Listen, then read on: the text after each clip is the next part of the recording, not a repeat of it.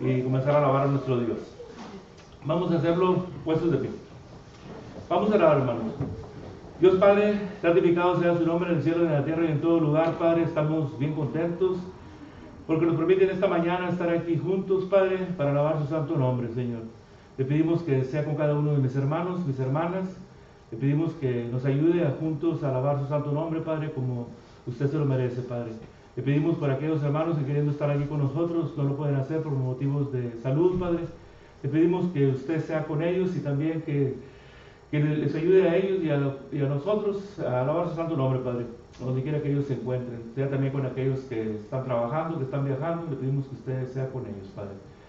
Le pedimos que sea con nuestro hermano que va a traer los cantos, Padre, que va a dirigir los cantos. Le pedimos que usted sea con él y sea con cada uno de nosotros, Padre, que le alabemos como usted se merece, Padre. Le damos una vez más las gracias por la vida y la salud, por permitirnos estar aquí. Le pedimos que nos perdone por nuestras faltas, Padre, y nos ayude cada día a ser mejores seres humanos, Padre. Gracias por la paciencia y el amor que usted nos tiene, Padre. También le pedimos por nuestro hermano que va a traer el estudio, Padre, en esta mañana. Le pedimos que usted sea con él y sea con cada uno de nosotros, Padre, que le pedimos que nos ayude a analizar su palabra, Padre, y la pongamos en práctica en nuestras vidas para beneficio nuestro. Gracias por todo, Padre, todos lo pedimos. En el bendito nombre de su Hijo amado Jesucristo. Amén. Amén.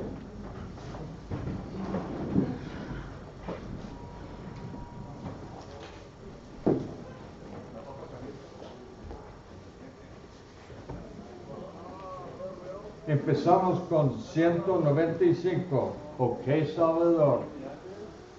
Oh, qué Salvador es mi Cristo Jesús. Oh, qué Salvador es aquí. El salvo más nada de su iniquidad y vida eterna le da. Me escondo en la roca que Cristo es Señor y ahí nada yo temeré. Me escondo en la roca que es mi Salvador y en él siempre confiaré y siempre con él viviré. Iré a librar y con ellos yo estaré. Mas quiero mirar a mi Cristo Jesús, el cual murió en dura cruz. Me escondo en la roca que Cristo Señor y allí nada yo temeré. Me escondo en la roca que es mi Salvador y en él siempre confiaré y siempre con él viviré. Y cuando esta vida termine aquí, la lucha la abandonaré. Entonces a Cristo yo voy a mirar, gloria a su nombre daré. Me escondo en la roca que es Cristo el Señor y ahí nada yo temeré. Me escondo en la roca que es mi Salvador y en él siempre confiaré y siempre con él viviré.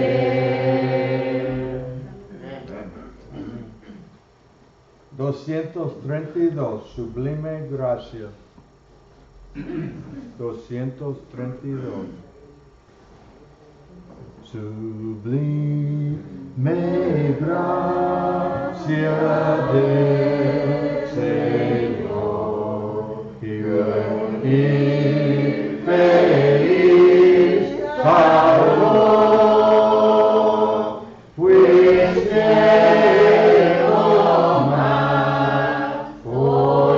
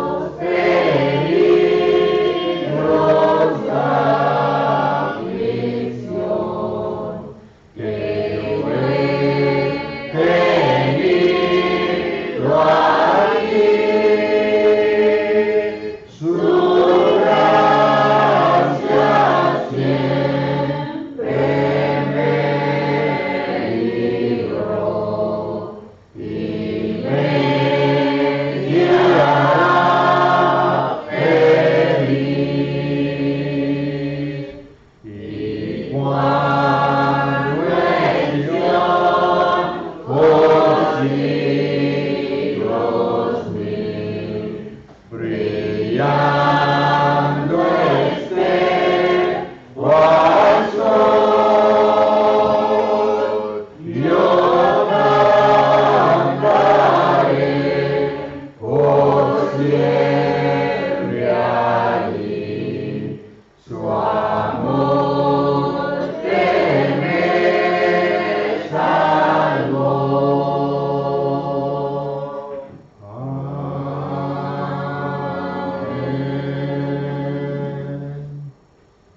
A clases para jóvenes, ¿verdad?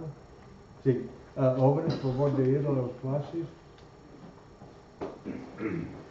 Y el pueblo, por favor, enseñarnos la palabra de Dios. Sure. Be glad to.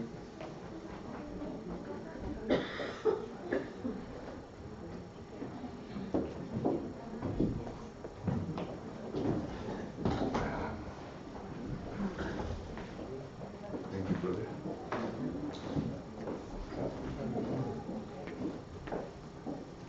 ¿Cómo les dieron, hermano?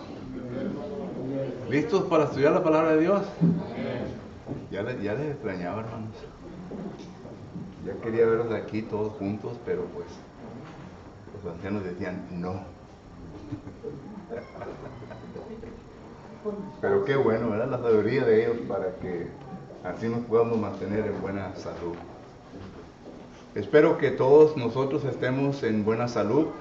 Si acaso hemos tenido decaídas de nuestra salud, pues gracias a Dios por las oraciones de cada uno de nosotros, quien nos ha mantenido en pie, orando uno por el otro, para que así nuestra salud pudiera regresar y pudiéramos nosotros regresar a nuestras actividades que tenemos diariamente. Gracias. Pero aún así, sabemos bien que entre nosotros se encuentran personas que aún todavía están pasando por los últimos días del COVID. Otros están empezando, así que vamos a estar orando por ellos. Yo sé bien que la hermana Campos, ¿verdad? Apenas ha iniciado su jornada de batallar o enfrentarse con este COVID. Hablé con nuestro hermano Juan y dice que todos están bien ahorita y que mantengamos nuestras oraciones por ellos. Gracias a Dios que nuestro hermano José y su suegro Mingo ayer fueron y tomaron la prueba y salieron negativos, solo que gracias a Dios que ya ellos han salido de esto.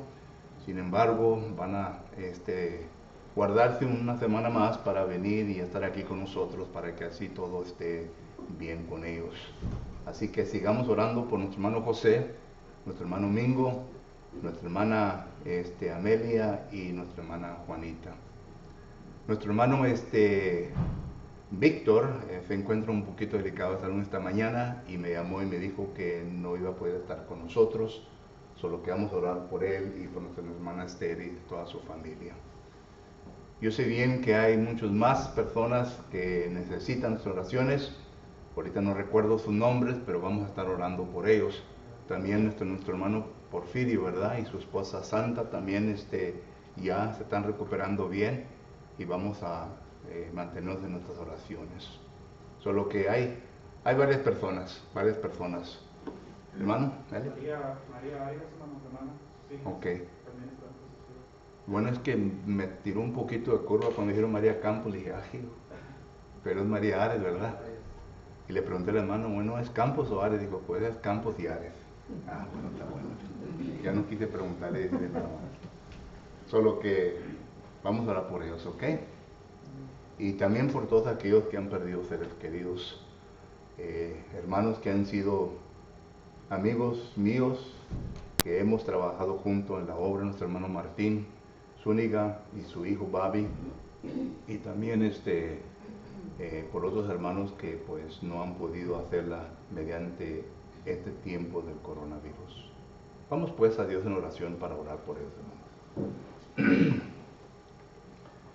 Bendito y eterno Dios, le damos gracias en esta mañana, Padre Santo, porque nos ha permitido de volver a congregarnos aquí en su edificio, Padre Santo, en donde le adoramos y glorificamos su bendito nombre. Gracias le damos a nuestros hermanos ancianos que están supervisando sobre nosotros la sabiduría, eterno Dios, que usted les da para poder ellos hacer decisiones que afectan nuestra salud, eterno Padre, no solamente física, sino que aún también espiritual. Te ruego pues que esté con ellos y sus familias, eterno Dios, ayudándoles para que mantengan ese cuidado sobre nosotros constantemente. Eterno Padre, sabemos bien que tenemos a varias personas que se encuentran en necesidad en esta mañana de su alivio, eterno Dios. Y sabemos bien que quizás nos falte mencionar nombres, pero tenemos, eterno Padre, a nuestro hermano Porfirio y a su esposa Santa, nuestro hermano José, nuestro hermano Mingo, Amelia y nuestra hermana Juanita. Tenemos, eterno Dios, a nuestro hermano Víctor López, y también, eterno Padre, tenemos a la familia Zúñiga, y incluso, eterno Padre, a todos aquellos quienes se me olvidan el nombre de ellos, pero usted bien sabe cuáles son, Padre Santo, tal como nuestra hermana María Campos, nuestra María Ares, eterno Dios. A ella, a su familia, sígale cuidando y sígale manteniendo con la ayuda que Él necesita. Eterno Padre, le damos pues, o le pidemos pues, Padre Santo, que usted nos ayude para que podamos seguir nuestras oraciones a favor de ellos y que usted, eterno Dios, les pueda conceder lo necesario para que así puedan salir adelante. En esta mañana, eterno Padre, que vamos a estar entrar en nuestra clase, le damos gracias por la oportunidad que nos da de poder estudiar una porción más de su palabra y le ruego pues, Padre eterno, que usted nos ayude para que podamos así mirar lo que su sagrado libro nos enseña concerniente al liderazgo de la iglesia suya y aún también concerniente a nuestra vida cristiana, Padre Santo. Gracias le damos por todo. En su Hijo Jesucristo le ruego y le pido por todo esto. Amén. Como bien saben, hermanos, a nuestra familia anduvimos allá en Mississippi predicando, en Nesbitt, Mississippi, Memphis, Tennessee, por ahí, por esos lugares. Y no miré a Elvis Presley tampoco. No me lo encontré en el aeropuerto. Me encontré un montón de fotos, ¿verdad? Pero los hermanos de Nesbitt, Iglesia de Cristo, Church of Christ, mandan saludos a todos ustedes acá. Y hubo varios hermanos de diferentes lugares, de la Florida, de California, de diferentes estados de los Estados Unidos, ahí en las conferencias, solo que envían saludos a todos nosotros. Muy bien, vamos a continuar con nuestro estudio de la segunda carta de Timoteo. No tengo versículo de memoria para la próxima semana, solo que le voy a dar una pasada, ¿verdad? Pero Dios mediante, la próxima semana sí les voy a dar un versículo de memoria para que así se lo puedan memorizar para la próxima semana. Pero hemos estado estudiando la segunda carta de Timoteo e incluso hemos estado mirando lo que la congregación, o que más bien el mundo, ¿verdad?, considera estas cartas como cartas pastorales. Y esto es lo que estamos estudiando. Para ustedes, hermanos, que están en casa, sintonizándonos por medio del Facebook, gracias por estar con nosotros esta mañana y vamos a continuar con nuestro estudio de segunda carta de Timoteo. Y he dicho varias veces de que nosotros miramos estas cartas que el apóstol Pablo le está enseñando a un joven llamado Timoteo, que era predicador de la iglesia de Cristo en aquel entonces, y le está enseñando en cómo él puede mejorar su ministerio, en cómo él puede avanzar como predicador en la iglesia de Cristo. Pero al leer nosotros estos versículos también debemos de entender que hay buenos principios que usted y yo, como cristianos, podemos usar en nuestra propia vida, para que así nosotros como hijos e hijas de Dios podamos también avanzar en nuestra vida cristiana. Solo que cuando digo el liderazgo, ¿verdad?, no solamente me estoy refiriendo al liderazgo de la congregación, sino que me estoy refiriendo a cada uno de ustedes, a cada uno de nosotros como cristianos, que también podemos usar estos principios para avanzar nuestra vida cristiana. Anteriormente terminamos el estudio del capítulo 2 Ahí el apóstol Pablo viene a presentar varios ejemplos concerniente a cómo el ministro se debe de conducir. Por ejemplo, miramos nosotros que el apóstol Pablo nos enseña que el ministro debe de ser un buen administrador, un soldado, un labrador, una persona que se mantenga en pie enseñando la palabra de Dios de la manera en cómo debe de enseñarse. Y al último comienza a hablar concerniente al carácter que el líder debe de tener. Versículo 24 en adelante. Todos estos son principios que usted y yo podemos usar como cristianos también en nuestra propia vida. Pero ahora en el capítulo 3, que ya vamos a entrar, miramos nosotros que aquí el apóstol Pablo está hablando de diferentes cosas. Segunda Timoteo, capítulo 3, del 1 al 17. Y primeramente el apóstol Pablo se está dirigiendo al joven Timoteo para darle a saber que en los postreros días él había de enfrentar. Good morning, Mr. Álvarez. Good morning, por la mañana. Que él como cristiano, ¿verdad? Como predicador iba a enfrentar días malos, tiempos difíciles en su vida. Y comienza él a numerar del versículo del 1 al 9 los tiempos y personas que habían de causar estos tiempos dificultosos en la vida de él. Como cristianos ya todos nosotros sabemos bien de que al vivir una vida conforme a como Cristo nos ha prescrito en el Nuevo Testamento, no es una vida fácil. Juan capítulo 15, versículo 18, Jesucristo mismo nos enseña de que Él vivió una vida poco difícil. Dice, y si el mundo a mí me persiguió, entonces, ¿qué esperan ustedes, seguidores de mí, que les habrá ocurrido en su vida? Estoy parafraseando el texto. Y miramos nosotros que es lo mismo para con nosotros. Nosotros, como cristianos, vamos a enfrentarnos con dificultades, con tiempos difíciles en nuestra propia vida. Y lo digo ahora, hermanos, con más frecuencia, porque, y no me voy a entrar a la política, ni quiero hablar de presidente, ni nada de eso, eso ya pasó, ¿verdad? Pero la administración presente, hermanos, es una administración poco liberal. Y están ya sometiendo leyes que van a ser en contra del cristianismo. Están poniendo a personas en lugares ya de autoridad, que son personas muy liberales en su pensamiento y que tarde o temprano va a resultar en leyes o cosas que van a ser en contra del cristiano. Van a ser en contra del cristiano. Téngalo por cierto.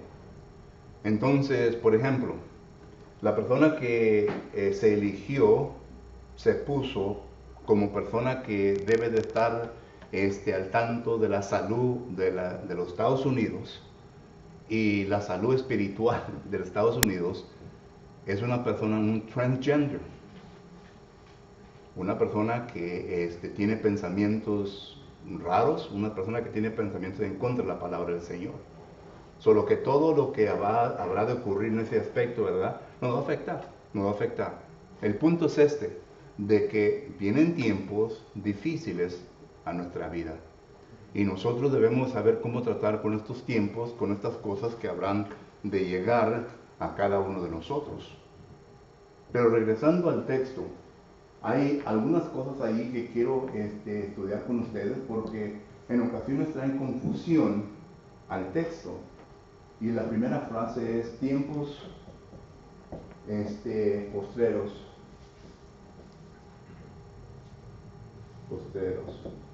Se encuentra en el versículo 1. Cuando uno habla de tiempos postreros, ¿qué es lo primero que se le viene a su mente?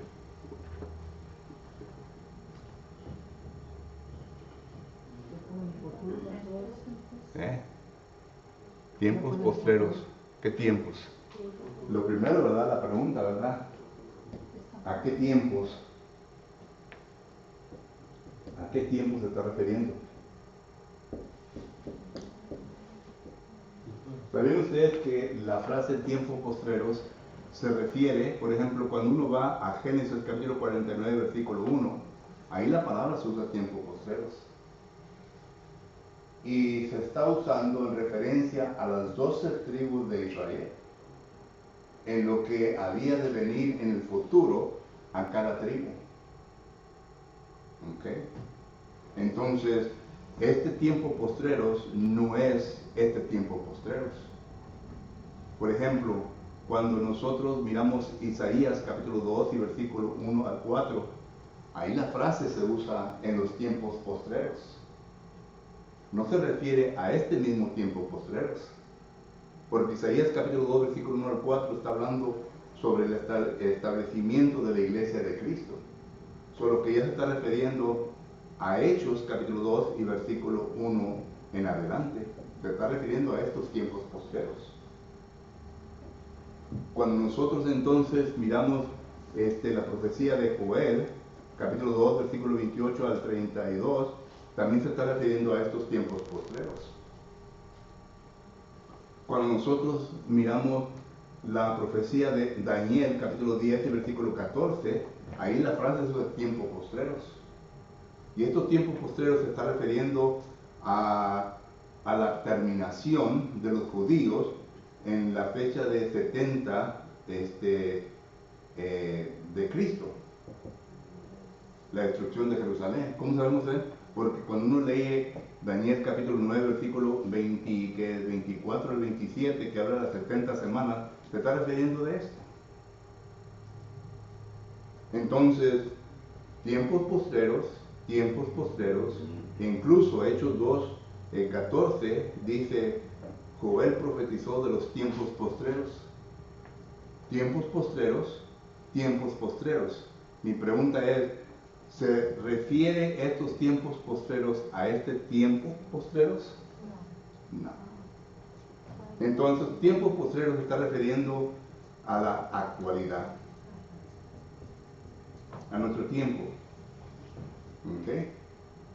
Solo que menciono esto para que ustedes entiendan de que hay frases en la Biblia en donde se refiere a un tiempo particular y esa frase no podemos usarla para referirse a este tiempo. Sería absurdo y no sería usar hermenéutica propia, usar este tiempo postrero con este tiempo postrero. Porque en vez de hacer un exégesis, se está haciendo un isegesis. Exégesis quiere decir sacar la verdad del texto. Isegesis quiere decir imponer o poner mi opinión, lo que yo creo, al texto. Entonces, esto es lo que en algunas ocasiones observamos nosotros de personas que nos enseñan de que ellos usan mucho el isegesis. Imponen su opinión sobre el texto que están enseñando, pero no es lo que el texto está enseñando. Un ejemplo bien claro. Hay ocasiones, y los he oído también de predicadores, que dice, hermanos, no se preocupe, donde están 2 o 3 reunidos, ahí está Dios con nosotros. Ese pasaje no está hablando de reuniones de culto. Ese pasaje no está hablando de donde 2 o 3 personas están reunidas, ahí está el Señor con él. Porque ¿qué de aquel que se reúne solo en su hotel, en lugares en donde no existe la iglesia de Cristo, pero tiene su culto ahí, participa de los 5 actos, participa de la cena del Señor y cumple con ese mandamiento? ¿Qué de él? Al decir que donde están 2 o 3, ahí está el Señor, donde está uno, ¿no? El punto es que Mateo capítulo 18 se está refiriendo a una decisión que la iglesia hace, en donde están 2 o 3 y hacen una decisión, y la decisión es de excomulgar a alguien del cuerpo de Cristo Jesús. Ahí mismo lo dice. Solo que entonces, esto es a lo que me refiero. Tenemos que hacer un exégesis, no un exégesis del versículo. Solo que entonces el tiempo postrero se refiere a nuestra actualidad. Pregunta o comentario. Los miro muy callados ahora, ¿no? No sé si algo les pasa o... Muy calladitos están ahora. Hasta el hermano Álvaro está callado y dice que siempre me está hablando de cosas. Estamos atentos, hermano. ¿Mande? Estamos atentos. ¿Hay qué? Atentos. Muy bien, solo que entonces en los tiempos postreros va a venir tiempos peligrosos. Y no vamos a estar viendo palabra por palabra lo que Pablo menciona ahí porque se nos llevaría todo el tiempo.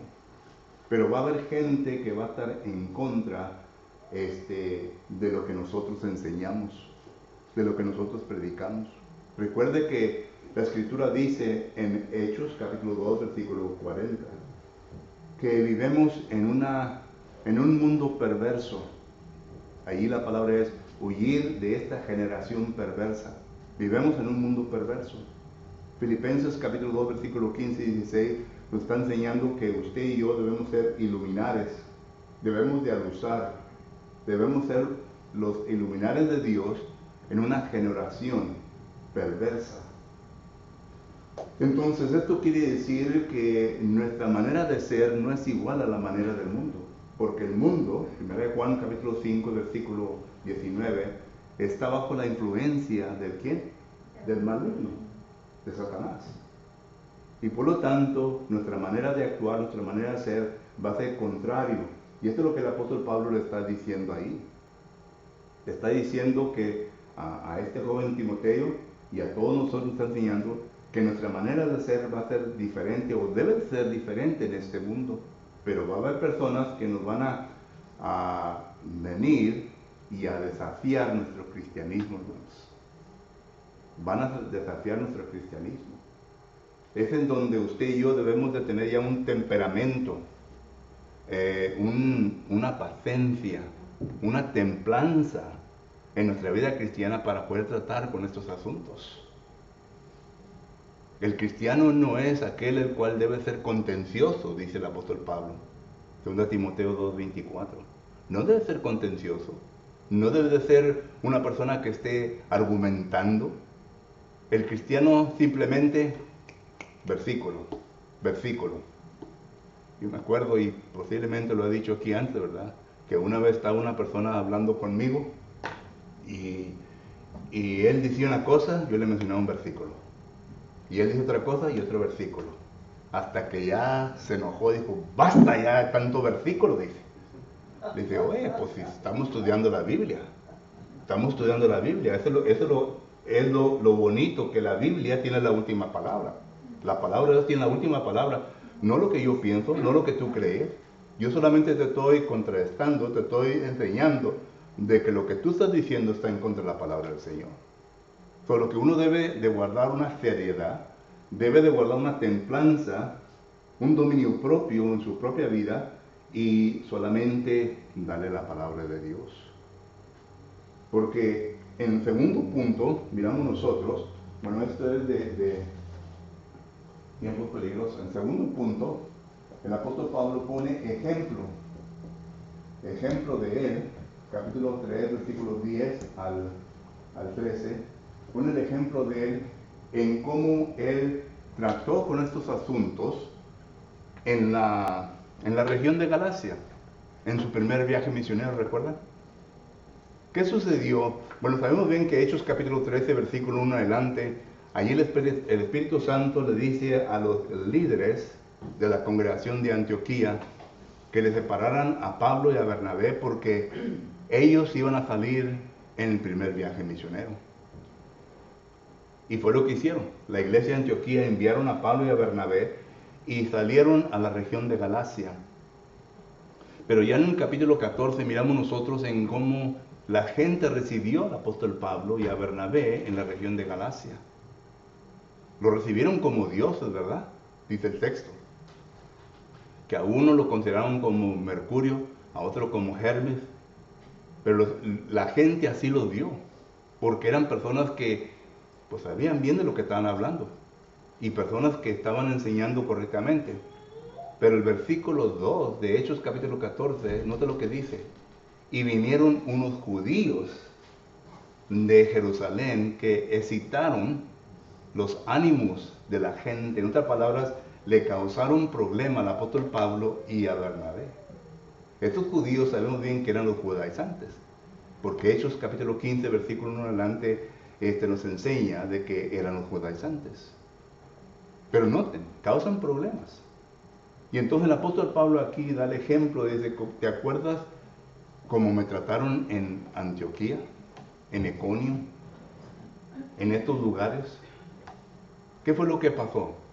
Lo que pasó es que lo trataron bien mal. Y ya en el versículo 19, me parece, Hechos capítulo 14, versículo 19, ¿qué fue lo que le hicieron al apóstol Pablo? Lo apedrearon. Y lo sacaron arrastrando de esa ciudad, pensando ellos que estaba muerto. Y cuando los discípulos le rodearon al apóstol Pablo, el apóstol Pablo brincó como resorte, ¿verdad? Se limpió lo sucio que tenía sobre él, ¿verdad? Y volvió a entrar a la ciudad. Solo que el apóstol Pablo viene a demostrar y seguramente que Timoteo, siendo de esa región, sabía bien de lo que había pasado.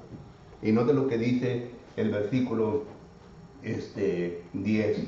Pero tú has seguido mi doctrina, conducta, propósito, fe, longanimidad, amor, paciencia, persecución, padecimiento, como los que me sobrevinieron en Antioquía, en Iconio, en Listra, persecución que he sufrido, de todas me ha librado el Señor. De todas, hermanos. ¿Quién de aquí no puede decir o puede decir que el Señor no le ha librado de toda situación que ha venido a su vida?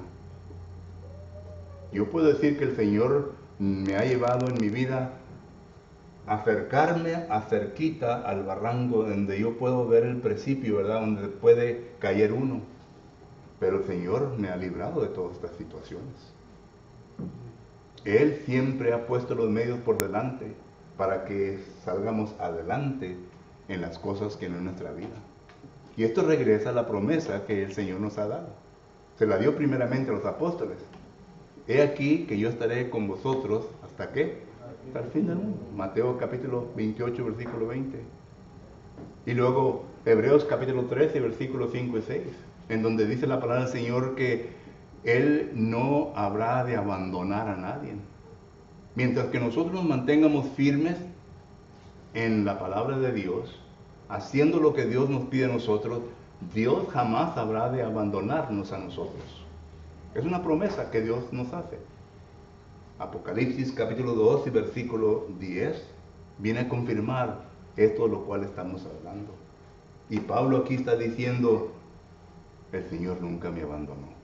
E incluso en 2 Timoteo capítulo 4 versículo 17, nota lo que dice, pero el Señor estuvo a mi lado y me dio fuerza para que por mí fuese cumplida la predicación y que todos los gentiles oyesen. Así fui librado de la boca del león. Esto me recuerda de 1 Pedro 5:8, que el diablo anda como ¿qué? León rugiente, buscando a quien devorar. ¿Y a quién creen ustedes que anda buscando? ¿A la gente del mundo? Ya la tiene. A la gente del mundo ya la tiene. Anda buscando al cristiano, aquellos que son firmes en la palabra de Dios. Por eso dice el apóstol Pablo en 1 Corintios capítulo 10 versículo 12, mire que el que esté firme, ¿qué? Que no caiga. Que no caiga. Porque Satanás nunca va a decir, ok, ya no voy a tratar contigo. Tú puedes hacer lo que tú quieras, eres cristiano. Satanás va a tratar hasta el día que nos muéramos de hacernos caer. Y por eso miramos nosotros que el apóstol Pablo dice, el Señor nunca me abandonó. Nunca me abandonó. ¿Y quién de aquí, entre nosotros, podemos decir que hemos sufrido más que el apóstol Pablo? Mire 2 de Corintios, capítulo 11, versículo 23 al 33. Ahí hay una enumeración de todo lo que Pablo sufrió. Y compare su vida hacia él, a ver que si acaso nosotros salimos adelante. No salemos. Y dice Pablo, y el Señor nunca me abandonó. Y son durante estos tiempos, hermanos, que nosotros pues nos debilitamos. Tenemos la tendencia de perder nuestra fe, de no pensar de que Dios está con nosotros. Recuerde que en ocasiones Dios permite que vengan situaciones en nuestra vida y nos deja que pasemos por estas situaciones, pero es para que nosotros crezcamos espiritualmente. No es para que seamos destruidos. Porque el mismo texto de 1 Corintios capítulo 10, versículo 12, miren lo que dice el 13. No nos ha sobrevenido, ¿qué? Ninguna tentación que no sea, ¿qué? Humana. Sino que con toda tentación, ¿verdad? Nos ha dado la vía, el camino de escape. Solo que entonces nosotros tenemos a nuestra disposición todo lo necesario para poder salir de todo esto. Pero el Señor permite en ocasiones. ¿Por qué? Porque primera a los Tesalonicenses, capítulo 2, versículo 4, dice que Dios, ¿qué? Viene a probar nuestra fe. Y es lo mismo que pasó con Abraham, ¿verdad? Abraham, el campeón de la fe, el padre de fe. ¿Qué le permitió que sucediera en la vida de Abraham? E incluso, ¿qué le dijo Dios? Toma tu hijo y ve y sacrifícame ese hijo en el monte Moriah. Y no es como la vista lo pone, ¿verdad? No sé si ustedes han visto la vista en el televisor de la vista. Mira, ponen a Abraham como gritándose y angustiándose y que no, Dios, bien. Abraham no hizo nada de eso. Abraham nomás recogió lo que tenía que recoger.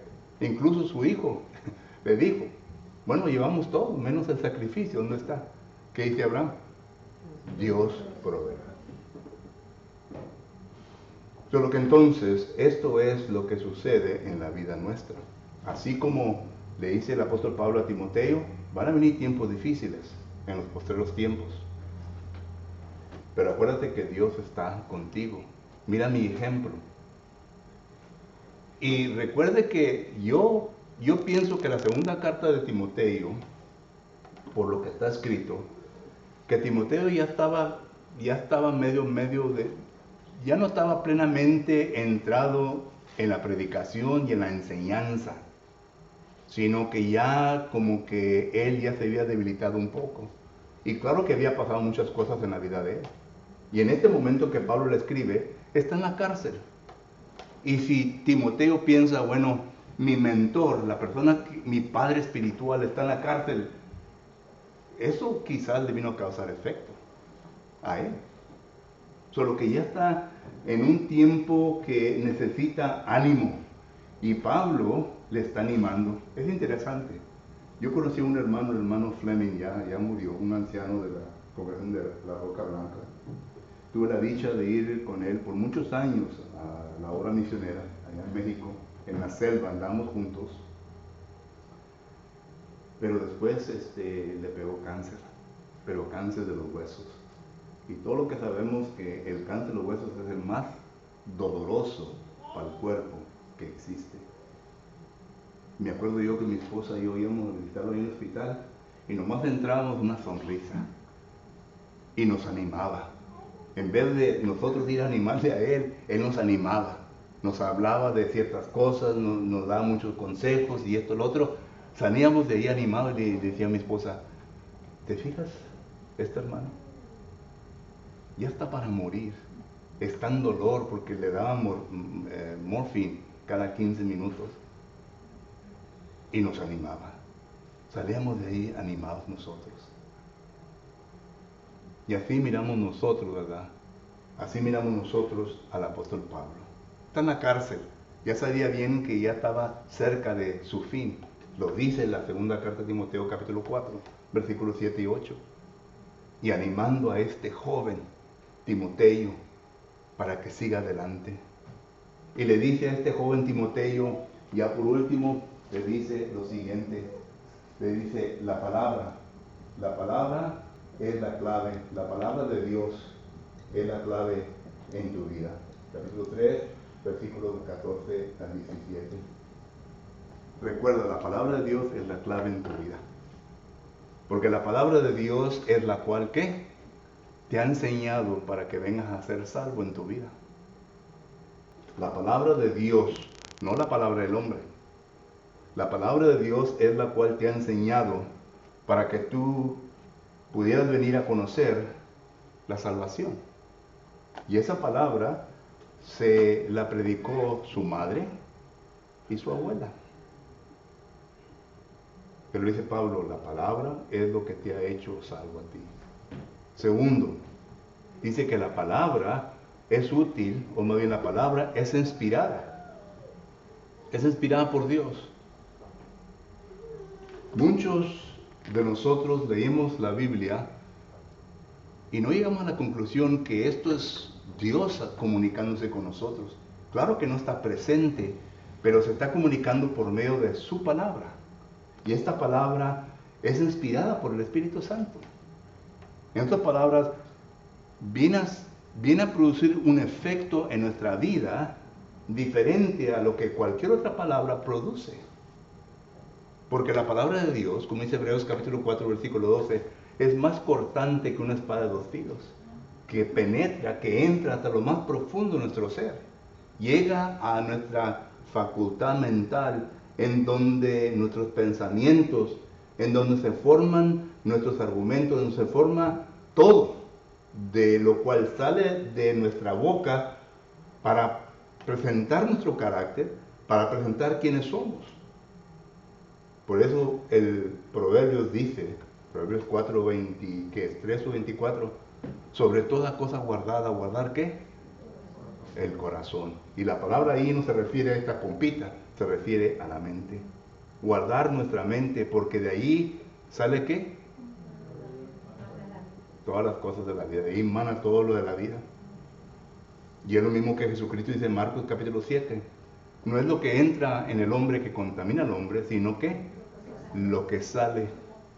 Y Jesucristo es más particular en decir qué es lo que sale de nuestra mente: fornicación, adulterio, y comienza a nombrar una lista larga ahí, lo cual viene a contaminar al hombre. Solo que entonces la palabra de Dios es inspirada. Tercero, la palabra de Dios es útil para enseñarnos. Esta enseñanza aquí, hermanos, es una enseñanza en donde los lexicógrafos dicen que esta palabra se refiere a una enseñanza en donde estamos equivocados, pero una enseñanza que también nos da la manera en cómo corregir aquello lo cual está errado en nuestra vida. Y esto es lo que la palabra del Señor nos hace. Nos enseña que estamos mal. Por eso es que cuando una persona nos pregunta, nos hace preguntas de ciertas cosas de la vida y la piedad, versículo. ¿Recuerdan cuando Satanás estaba argumentando con Jesucristo? ¿Qué fue lo que Jesucristo hizo? Está escrito. Está escrito. No comience usted con que yo pienso o yo creo. A nadie le importa lo que usted piense y lo que usted cree. Lo que nos importa es qué dice la palabra de Dios. ¿Qué es lo que dice la palabra de Dios? Y por eso es que debemos de estar preparados como un obrero, que no tengamos vergüenza, sino que usemos bien la palabra de Dios, 2 Timoteo 2:15, para que cuando se nos presente una demanda o una respuesta concerniente a la palabra, ¡pum!, versículo. Y quizás le digan como me dijeron a mí, pero la cosa es versículo. Y esto es, la palabra de Dios es útil para enseñar.